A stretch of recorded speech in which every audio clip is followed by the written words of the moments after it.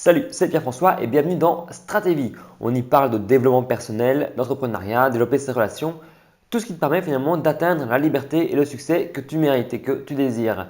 Aujourd'hui aussi, on parle également d'alimentation et de santé et c'est le sujet du jour parce qu'on va parler notamment du Dry January. Je ne sais pas si tu as entendu parler de ça, si tu as entendu parler de ce challenge, cette info qui est passée, c'est un petit peu tous les médias parlent de ça maintenant. C'est le mois de janvier sans alcool. En développement personnel, souvent, par exemple, c'est un petit peu magazine psychologie et tout ça, on voit souvent des challenges qui durent un mois, 2 mois, plus pour la perte de poids, pour la musculation, etc. Et aujourd'hui, un petit peu comme la tournée minérale en février, je voulais te parler du mois de janvier sans alcool, qui nous vient de nos voisins, justement, les Britanniques, après justement les fêtes, après toute cette période d'abondance d'alcool et de boissons, un petit peu d'excès. Toujours boire avec modération, évidemment. Aussi, peut-être l'occasion de te rappeler avant de t'énoncer des résultats et des bienfaits qu'une enquête a fait justement sur les bienfaits de l'absence d'alcool pendant un mois, pendant ce défi-là. Te rappeler que notamment ça peut être mauvais, notamment surtout au niveau santé, ça juste sur ta perte de poids, sur ton sommeil, sur ta régulation de glycémie, ça va jouer sur ta concentration, tes capacités intellectuelles, ça va notamment jouer sur le cholestérol qui peut amener à des maladies cardiaques. D'un point de vue argent, il est inutile de dire que acheter de l'alcool, ça coûte cher. Notamment, petit chiffre et petit fait intéressant, en moyenne, une personne use 500 euros en alcool par année. Donc, je peux le répéter, mais c'est 500 euros en alcool par année. 500 euros qui pourraient être utilisés à des choses bien plus intéressantes, qui pourraient être utilisés notamment à son développement personnel ou même sur ses propres projets ou même 500 euros qui pourraient être remis sur la meilleure alimentation, la nourriture plus saine. 500 euros, ça peut être un abonnement à la salle de sport aussi. Donc, 500 euros, ça peut jouer énormément sur tes finances. Ça peut également jouer sur ton temps, vu que ça ajoute au sommeil, sa capacité de récupération, le lendemain de gada, etc., tu récupéreras plus vite. Donc, forcément, tu pourras programmer des choses sur tes journées plutôt que de faire tirer une gueule de bois jusqu'à 13 heures et te réveiller en mode tête dans le cul. Ça, je peux jouer également sur tes relations. Il y a aussi quelques études qui avaient été faites par rapport à l'alcool, par rapport à la séduction, etc.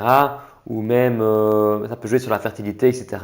Donc, il y a plein d'études qui ont été menées sur le sujet, que ce soit par rapport à la santé, par rapport à l'argent, par découlement au temps, sur les relations. Ça peut jouer sur plein de domaines différents. Donc, il y a une enquête qui a été faite par rapport à ce mois, ce challenge de mois sans alcool. Et moi ici, j'ai pris quelques petits résultats dont je vais te lire les chiffres, notamment qui évoquent largement les bienfaits que je viens de t'énoncer finalement juste avant, alors que même ces bienfaits-là, je les disais pratiquement de tête sans avoir recherché au préalable les résultats de recherche. C'est plus du bon sens que je t'ai cité avant, alors que là, c'est vraiment des faits d'une enquête.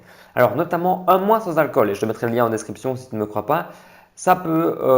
qu'est-ce qu'ils disent? Qu'est-ce qu'ils disent 71% des gens indiquaient qu'ils dormaient mieux. Déjà, ça joue sur le sommeil. 88% ont économisé de l'argent, ça je te l'ai dit, hein, c'est quand même un petit budget. 58% des gens disent avoir perdu du poids, donc ça joue également sur le poids. 93% des participants ressentaient un sentiment d'accomplissement. Et ça, c'est bien, parce qu'au final, c'est un petit peu la suite de la vidéo d'hier sur la volonté, la suite de la vidéo sur justement, on disait, le concentrer sur le focus, sur tirer des choses ou l'autodiscipline, etc. Et ça fait un petit peu suite à ça. Là, on va retirer l'alcool de son quotidien pour des bienfaits et on verra sur le long terme justement des améliorations sur la santé, d'un point de vue budget, etc. Donc, l'accomplissement de soi, c'est super important. 80% des gens disent qu'ils contrôlent mieux leur consommation d'alcool, donc finalement, ça n'a pas eu que du mauvais sur eux. 57% arrivent à se concentrer plus facilement. 54% déclarent avoir une meilleure peau, donc ça joue même également sur la peau. Et un dernier chiffre comme ça qu'ils mettent, c'est que 71% des gens se sont rendus compte qu'ils pouvaient passer une bonne soirée sans boire d'alcool. Donc ça joue également sur l'ambiance de la soirée.